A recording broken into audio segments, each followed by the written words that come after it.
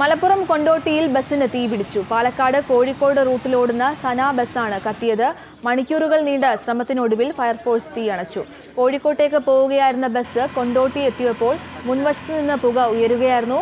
ഈ സമയം 10-ലേറെ യാത്രക്കാർ ബസ്സിലുണ്ടായിരുന്നു.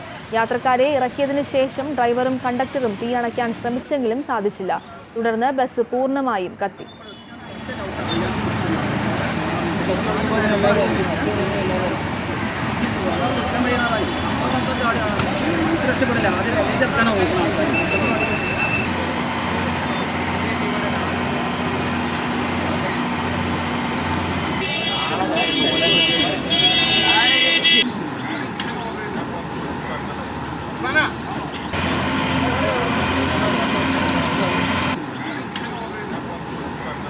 വണ്ടിയിൽ നിന്ന് പോകാനുണ്ട് ഞാൻ ഓടി തന്നെ. അപ്പോൾ ഭാര്യയുടെ പുറത്ത് കഴിക്കണം. അപ്പോൾ ഞങ്ങളുടെ ബസ് കത്തുന്നുണ്ട് തോന്നുന്നു തന്നെ. അപ്പോൾ ആ ബസ് കത്തില്ല, അത്ര ആളുണ്ടായില്ല ഞാൻ.